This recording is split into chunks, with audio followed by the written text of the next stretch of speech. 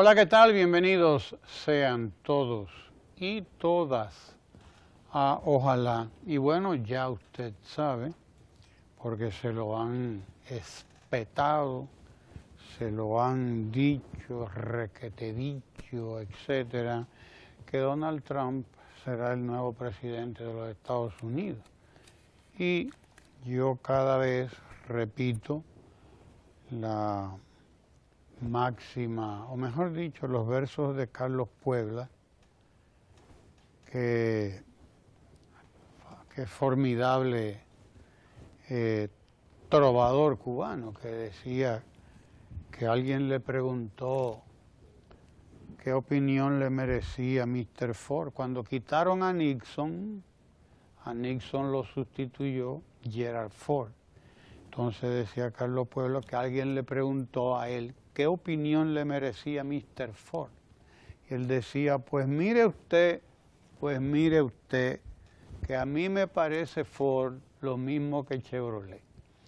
O sea que a la larga lo importante para el mundo y sobre todo para nosotros, una pequeña isla del Caribe, está aquí, no está allá. Está aquí, lo de nosotros está aquí, en continuar construyendo lo que estamos construyendo y lo que tenemos el deber de construir aquí, no allá. En Estados Unidos bien pudo haber ganado Hillary Clinton y nos hubiese dado también lo mismo. Alguna gente dirá, no, espérate, no es lo mismo.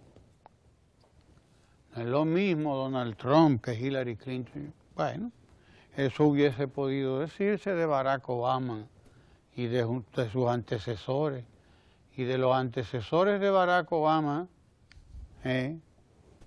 dígame usted, ¿qué no hizo Obama que no hicieran sus antecesores? Ese es un país donde todo está organizado para que continúe por donde tiene que ir, que es por donde quiere la clase dominante de ese país que vaya. Esa es la que tiene el control de todo, ahí, absolutamente. Y por más que quiera Trump, ahí no se va a hacer más que lo que esa clase quiere que se haga. Esa es la realidad. Esa es la realidad. Y fíjese usted cómo al propio Barack Obama le impusieron un programa que no era ni siquiera el suyo. Obama se va de ahí sin haber hecho la mitad de lo que él quería hacer, porque no es lo que usted quiera hacer. Usted va a hacer aquí lo que a nosotros nos dé la gana. Nosotros somos los que manejamos, los que controlamos este negocio. Y este negocio se llama el complejo militar industrial, que es una cosa, una industria que maneja una cantidad de millones de dólares que usted no se imagina, además. Usted no se imagina. Para que tenga una idea solamente de uno de los negocios de esa clase. Pero además esa es una clase y ese es un sector que dirige a ese país que está muy, muy concentrado en que en el mundo no ocurra nada, tampoco que a ellos no sea de su control. En fin, no vale la pena dedicar mucho tiempo a lo que pueda pasar en Estados Unidos ni en cualquier otra parte del mundo. Nosotros tenemos que cumplir nuestro deber aquí, dominicanos y dominicanas tenemos que concentrarnos en el aquí, en lo que nosotros estamos construyendo, que eso sí es importante. Eso es muy importante. Ayer la Cámara de Diputados, si mal no recuerdo, sí, aprobó la Cámara de Diputados 117 votos a favor y uno solo en contra, según informan los medios de hoy. Hubo una o dos disidencias, pero hubo una votación abrumadora. ¿A favor de qué? A favor del financiamiento de las plantas generadoras de Punta Catalina. El gobierno dominicano tenía concertado un préstamo con el BNDES o el BNDES, BNDES, el Banco Nacional para el Desarrollo de Brasil. Y bueno, allí se sabe lo que ocurrió, un terremoto político que se llevó de por medio a Dilma Rousseff y todo lo que eso ha provocado en la economía de aquel país, que ha tenido que replantearse el Banco Nacional del Desarrollo brasileño, el BNDES, ha tenido que replantearse muchísimas cosas, y entre las cosas que se replanteó fue precisamente ese préstamo que junto a otro pool de bancos italianos haría a la República Dominicana para concluir la construcción de Punta Catalina. Resultado bueno, una decisión inteligente del gobierno. El presidente de la República, presidente Medina, dice: nosotros tenemos que construir esas plantas ya, tenemos que terminar, porque están bien avanzadas, dicho sea de paso. Tenemos que terminar de construir esas plantas ya. Es decir, probablemente para 2017 nosotros debemos estar terminando la construcción de los dos generadores, las dos plantas generadoras de Punta Catalina, que van a surtir al sistema eléctrico nacional unos 700 megavatios, que son fundamentales para acabar de una vez con esta crisis de la electricidad en la República Dominicana y para dar un salto cualitativo importante y cuantitativo también en la producción de electricidad y en el servicio de electricidad que debe vendérsele, que debe servírsele al pueblo dominicano, a todo el mundo, a todas las empresas y a todos los ciudadanos y ciudadanas de este país, que tienen derecho y tenemos derecho a un servicio eléctrico de calidad. Además, empezar a resolver el problema del drenaje, ese drenaje brutal de miles de millones todos los años, a financiar, a subsidiar un sistema eléctrico que no es suficiente, dicho sea con todas las letras, la palabra, no es suficiente, es un servicio insuficiente que todavía tenemos nosotros que estar bregando hoy con apagones. Todavía hoy tenemos que estar bregando con apagones porque aunque tenemos la capacidad instalada, ponerla a funcionar le cuesta al país un ojo y cuidado, sin más de un ojo, le costaría al país.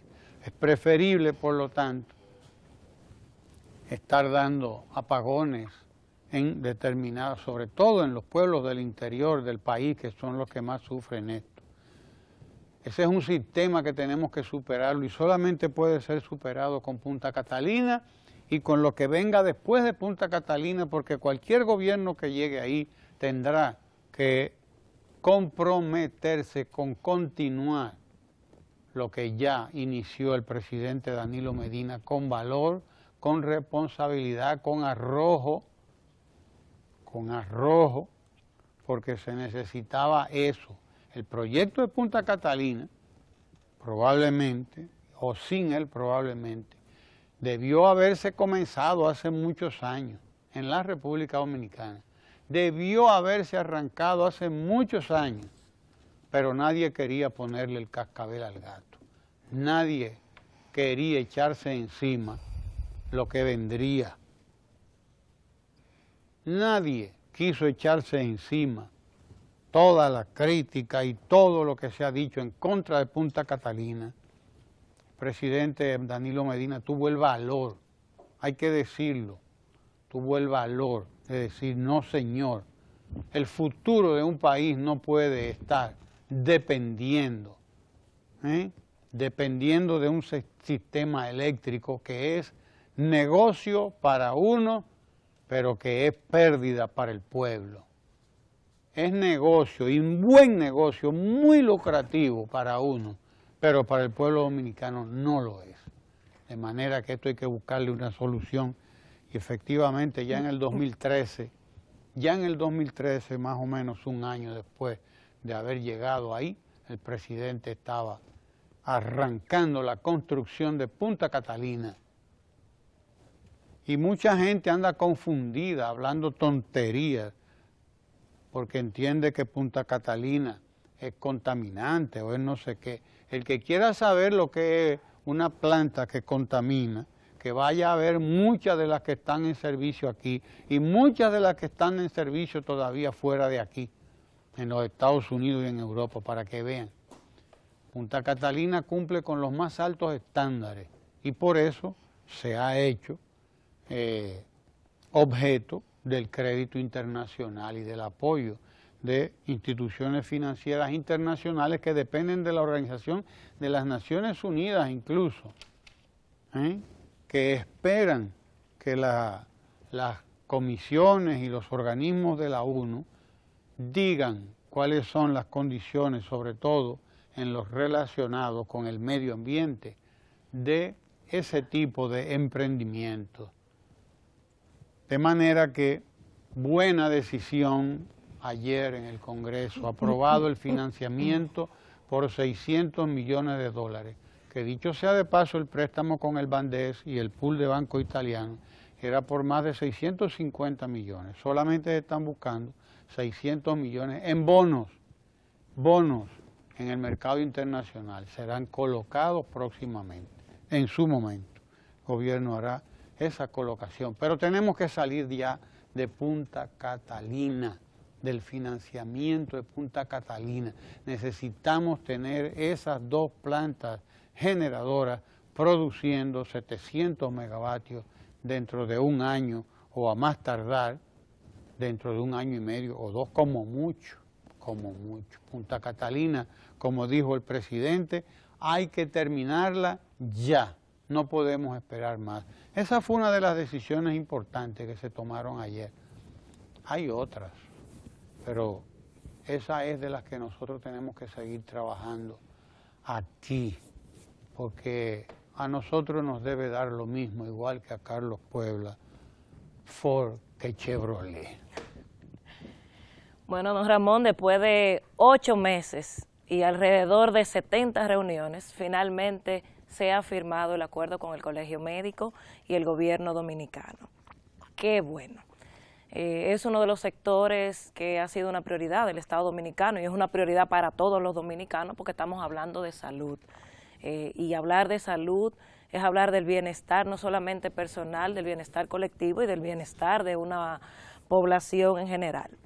Esto ha demostrado que el diálogo sí es posible y ha reflejado que el gobierno se abrió a un diálogo que llegó un momento en que uno decía, bueno, llegaremos finalmente a un consenso y se logró el consenso.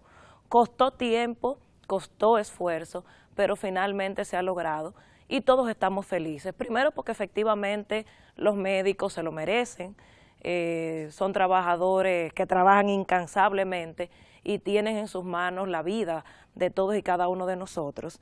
Y en este acuerdo, que costó mucho tiempo, ya desde ya se habían visto muchas medidas tomadas y hay que recordarlas, como el tema de las 6.500 pensiones a los médicos, que aunque no se había llegado al acuerdo, ya se había ido avanzando, porque hay que recordar que primero se llegó a un acuerdo con 13 de las organizaciones, aunque el Colegio Médico no había querido firmar.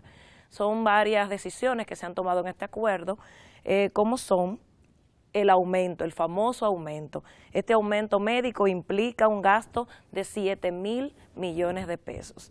El acuerdo es el siguiente: un aumento de un 25%, un 10% será para enero del año 2017 y el restante 15% será para el mes de agosto. Los galenos con 2 nombramientos tendrán un incremento de 25% por tanda. Asimismo, uno de los temas que dio tanta agua de beber es el famoso tema de los horarios y respecto a esto se acordó lo siguiente: Con los que tengan 2 empleos serán unificados y laborarán a tiempo completo por 8 horas diarias. Por tanto, se estará cumpliendo la ley de 40 horas semanales, que esta había sido una de las distorsiones de la discusión, que se creía que el gobierno quería aumentar el horario, y no fue así, sino que lo que el gobierno estaba exigiendo era que se cumpliera lo que establece la ley. Por tanto, en lo que tiene que ver con el Servicio Nacional de Salud, se implementarán tecnologías para garantizar el cumplimiento de la jornada y en base a ello se otorgarán los famosos incentivos. Estamos de acuerdo con los incentivos, pero los incentivos por méritos, tal como se ha establecido. Una de las grandes conquistas de este acuerdo es que los médicos se comprometen a evitar medidas de presión, llámese para mí chantajes, y dirimir por vía del diálogo cualquier diferencia, evitando, señores, la paralización de los servicios. No es posible y es inconcebible que se recurriera a paralizar servicios como es el tema de la salud, que a quien más siempre ha afectado eso son aquellos que no tienen para pagar una consulta privada, dejando a miles de dominicanos a veces sin este tipo de servicio. Otro de los acuerdos que se ha llegado en este consenso es que el otorgamiento del 5% para el sector salud ha quedado sujeto a la firma del pacto fiscal. Asimismo, que el incentivo de un 10% para los médicos del primer nivel de atención será a partir del segundo semestre del año 2017. Lo que tiene que ver con el incentivo del 15% del salario base al personal de asistencia por certificación y recertificación profesional. Y el 15% que se garantiza a lo que tiene que ver por desempeño y cumplimiento. Y un 20% a los médicos de la zona fronteriza y 10% para los que trabajan en establecimientos ubicados en zonas ya muy lejanas, que aunque no sean fronterizas, pero también son distantes. Y finalmente el incentivo que tiene que ver por antigüedad. Así que qué bueno que se ha llegado a este acuerdo y sobre todo que los nombramientos van a ser por concurso. Este acuerdo también establece la creación de la Red Única de Salud y la puesta en marcha del primer nivel de atención. Una de las prioridades del Estado Dominicano que estamos viendo encaminados. En el ámbito de la salud, quiero aprovechar también para comentar algo que está reseñando la prensa, que tiene que ver con el manejo de los desechos orgánicos. Tanto la Ley General de Salud como el artículo 1 del decreto 126-09 regula todo lo que tiene que ver con los desechos y residuos de salud. Y esto, señores, hay que prestarle atención. Esta ley y este decreto establece categorías para los residuos que los clasifica en 3: infecciosos, especiales y comunes. Estos residuos no se puede creer que son desechos sólidos cualquiera, como la basura que sacamos de las casas, porque estos desechos en materia de salud pueden tener impacto negativo en nuestras vidas. Y en ese sentido, la ministra de Salud ha dicho que va a sacar una resolución para recordar el cumplimiento obligatorio de lo que tiene que ver con la disposición final de los desechos hospitalarios. Ojo con esto, porque esto puede afectar grandemente la salud de los dominicanos y dominicanas, y qué bueno que la ministra le ha puesto especial atención a los desechos finales de los hospitales.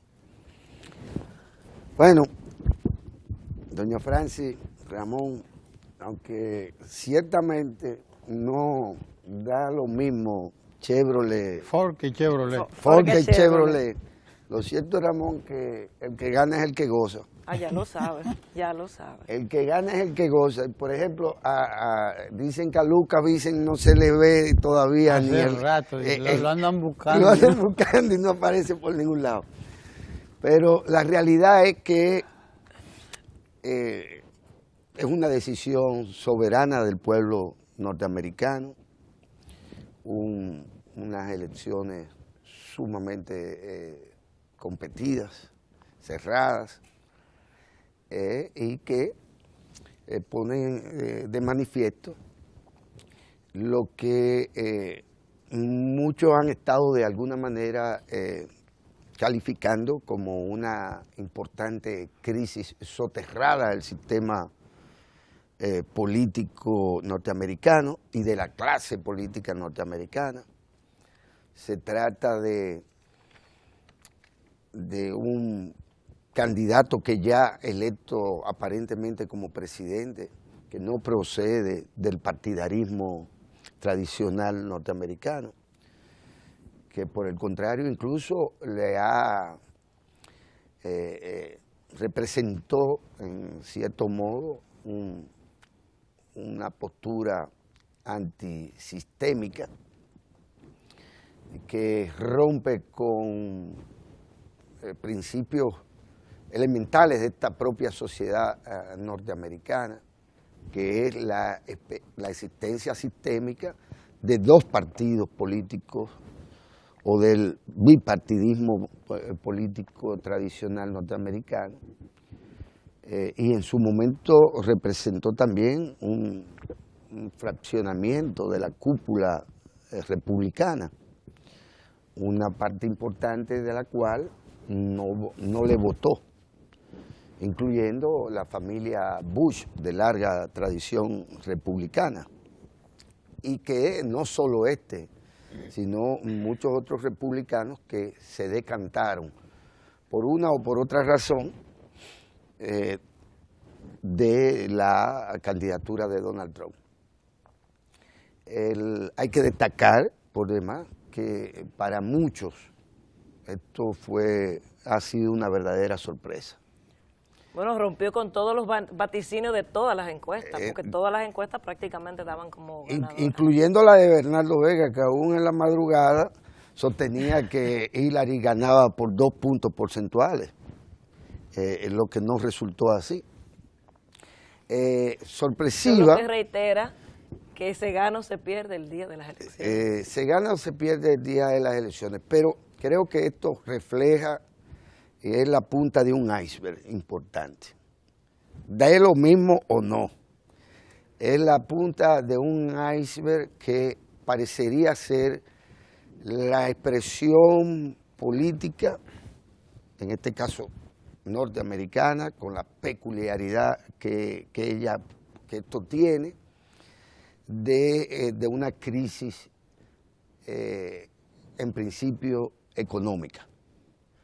Porque el que quizás no pretenda entender lo que ha acontecido es que los republicanos vuelven al poder y lo hacen montados en un desgaste del Partido Demócrata, al que ciertamente no se le dejó ejecutar un programa de gobierno que Barack Obama había ofertado, y no se le dejó a quien incluso fue exitosamente a la reelección, es decir, un presidente electo al que no se le permitió el cumplimiento de su programa de gobierno, pero que sin embargo la población, esta misma que ahora vota a Donald Trump, le dio el respaldo político electoral que lo convirtió en uno de los tantos presidentes norteamericanos que alcanza la reelección. Habrá que ver cuál es el impacto y cómo esta crisis referida al contexto norteamericano repercute en el plano internacional. Bueno, ya señala la prensa que hay los primeros resultados. Empezaron a caer los mercados. En el día de ayer se registró que Wall Street se desplomó, la divisa mexicana cayó en su mínimo histórico y en varios países la bolsa empezó a caer y lo atribuyen a que es una de las primeras reacciones de haber ganado Trump. Aunque se dice también por igual que se han venido recuperando. Al final de cuentas... Las bolsas son sensibles. Son sensibles, claro. Sí, se recuperan. Se recuperan. De hecho, una cosa es con guitarra, otra con violín, una cosa es un candidato como Donald Trump, que es en sí mismo un gran histrión, con un lenguaje agresivo, no solo frente a su contrincante, sino frente a una franja importante del electorado latino, o de origen latino, representaban alrededor de 30 millones de personas. Y otra cosa ya es el electo presidente y debiendo asumir la conducción de ese país. Detalles tan simples y que parecen intrascendentes, el hecho de que al hijo de Donald Trump ejerciera el derecho al voto y en violación a normas que lo prohíben, pues retratara su voto y lo subiera a Facebook, lo que le podría ganar una multa de $1000 o quizás incluso algunos días de cárcel, según da ¿Y por cuenta quién de votó esto. el hijo de Donald Trump? Bueno, parece que todavía No se sabe todavía. no estaba muy seguro por quién había votado la señora Trump. Bueno, en que las redes señalaban que Trump aparecía así, mirando figoneándolo, el voto de la esposa, claro, figoneando como el indecisa. voto de su esposa. Claro. Pero, y parece que el hijo entonces decidió que el de él quedara bastante claro.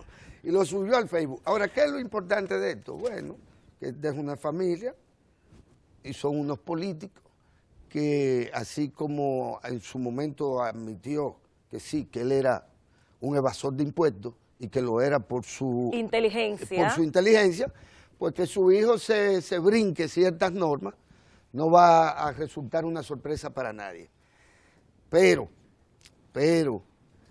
si bien es cierto que no es lo mismo con guitarra que con violín, la sociedad norteamericana sale de este proceso electoral con una crisis. Y con un muerto, lamentablemente. Sucedieron cosas que si nunca hubiese sido aquí, eran normales. no, si hubiese sido aquí, la cosa hubiese sido extravagante. Tiroteos Que nunca cerca antes de visto. centros electorales Así es. que nunca se habían producido. Y llegar hasta un muerto, pienso que ya es inconcebible, definitiva. Por lo menos para nosotros no estamos acostumbrados a eso. Sí. Ahora, el proceso desmiente también al señor Trump, que resultó ser el ganador. Porque Trump se había adelantado a una posible derrota y había pronosticado, en cierto modo, que si esta señora ganaba era porque el proceso se había amañado a su favor. Y no resultó esto ser así, el resultado es cerrado y ciertamente Ramón tiene razón, siempre y cuando se quiera hacer lo que se le atribuye a las avestruces, que es meter la cabeza y hacerse loco con lo de Ford y Chevrolet, que al fin y al cabo ni es Ford ni es Chevrolet, es Donald Trump. Y ya veremos entonces lo que eso le depara al universo, al mundo humano. Bueno, lo primero es que tendremos que prepararnos para ver gobernando a un empresario y no a un político. Y ya eso marcará desde luego un sello importante a las políticas de los Estados Unidos, a una persona que, bueno, me imagino, ha tenido muy buenos asesores en la campaña electoral. Una cosa que podríamos discutir, ha tenido buenos asesores, supieron cómo manejar sus temas y el resultado está ahí. Pero el mundo tiene que prepararse para bregar con un personaje atípico, como se decía aquí, de otro personaje también, que intervino, que va desde la empresa a la política, con todo lo que eso significa. Hillary Clinton, Estados Unidos primero perdió la oportunidad de darle el gobierno a una mujer por primera vez en su historia, una cosa que hubiese sido histórico, primero. Segundo, era una política, había pasado por lugares tan importantes como la Secretaría de Estado de ese país, que con no es capacidad, poca cosa, con gerencia y preparada. que no es cualquier cosa, No iba a que improvisar. conocía ya toda la intríngulis, como dicen, todos los recovecos, todos los entresijos del poder, y por lo tanto estaba fraguada, además estaba hecha en eso. Una halcona, dígalo. Sí, una representante de la clase dominante de ese país en toda regla, en toda forma, en términos políticos. Se perdió esa oportunidad, se la pasa a un empresario, por cierto, de una naturaleza que usted puede decir, porque no es tampoco cualquier empresario, es un empresario de casinos, es un empresario de inmobiliario, etcétera. Del mundo de la belleza, etcétera, en su momento. que usted tendrá que pensarlo mucho para, ¿verdad? Y prepararse para ver cosas inéditas en ese país. Pero yo insisto en que lo que a nosotros nos debe preocupar es la agenda nuestra. Nosotros no tenemos que estar mirando para afuera. Miremos para acá, y aquí hay que continuar haciendo lo que nunca se había hecho. Y tenemos ahí a Lalo por un lado, que va a hablar de los deportes casi ya rápidamente, nos va a dar ese panorama que nos da todos los días. Sin hablarme mal de las águilas, ¿verdad? por favor. Sin hablar mal de las águilas, dice Francis. Pero también tenemos ahí, a propósito de hacer lo que nunca se ha hecho y de continuar nuestra agenda, al director de programas especiales de la presidencia, Domingo Contreras.